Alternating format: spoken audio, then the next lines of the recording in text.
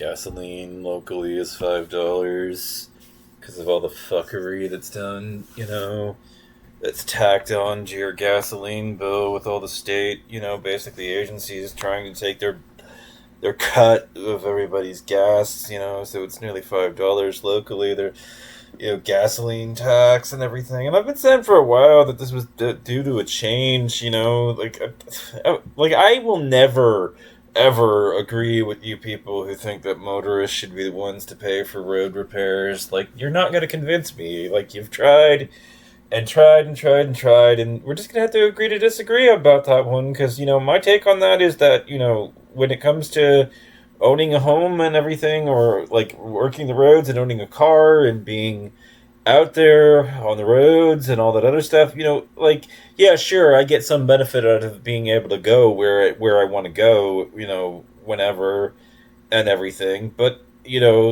at the same by the same breath, the reality is that if you think about who benefits from those roads being there, it's not motorists that can just go wherever the fuck they want.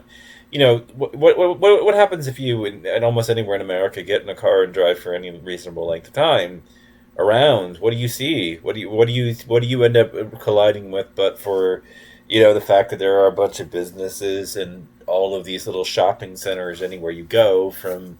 And they dot the landscape from place with very few places in between all of them, all up and down the country. It's all over the place. Even if you're in bumfuck Egypt, there's an overpass and there's a McDonald's and a bunch of places that you can go off and get off the highway and eat. I would know. I've been driving all up and down the country for years, and so it leads to this one question and dawning realization of who gets the most benefit about the roads being there, but for the businesses that are on the roadside that get all of that foot traffic as a consequence of having all of that. And so this makes me an enemy of the Chamber of Commerce, because my take ultimately is that who should pay for it but for the businesses.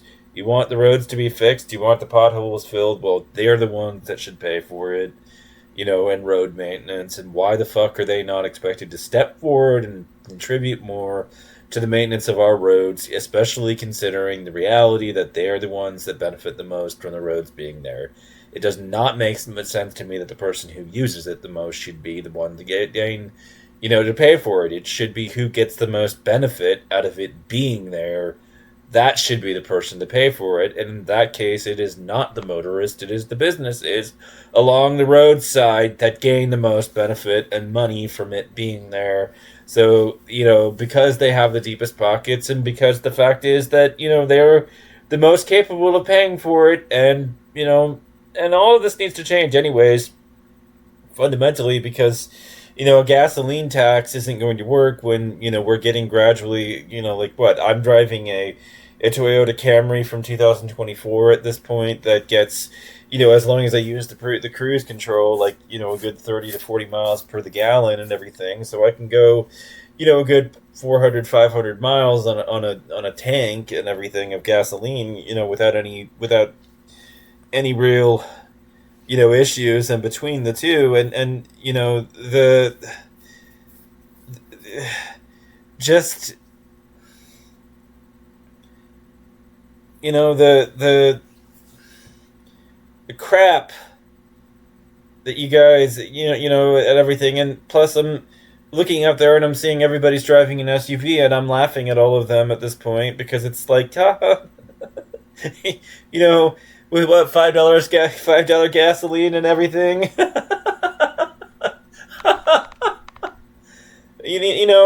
And plus, when it comes to blaming people for gas prices, for some reason my sister disagrees with me, but it doesn't make sense to me that you would. Because, look, why are gas prices so high? Because there's a supply crunch and people still want to buy as much gas as they do.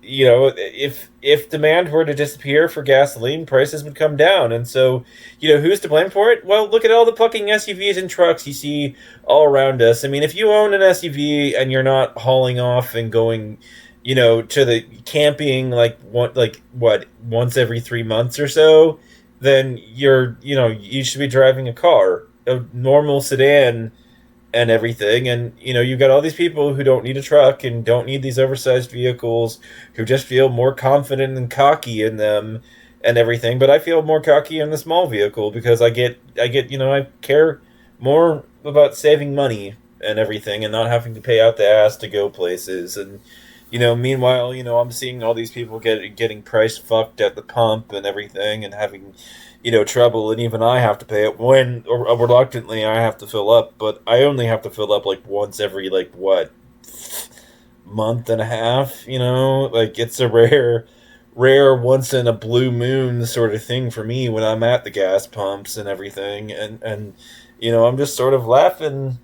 my ass off at these people because I'm going up, my savings accounts are going up, my stacking cash and everything, and making money at the market, and you're all working for me at this point, making me richer and everything, So you know what? Fuck you all. I'm winning. But no, I mean SUV owners and trucks and people who don't need these oversized vehicles and everything who are driving them around, which is the vast majority of them. You're also responsible. You drive a fuel inefficient vehicle. You end up using up more gasoline that you don't need to be using up, and as a consequence of putting that demand on the grid, you're driving the price of gasoline up. You're responsible. Putting this all on President Trump and the war in Iraq, just, yeah, no. I mean, the war in Iraq would not have the same consequences if everybody in this country was driving around in a sedan unless they absolutely had some sort of business case or some reason, that they actually needed to drive a truck.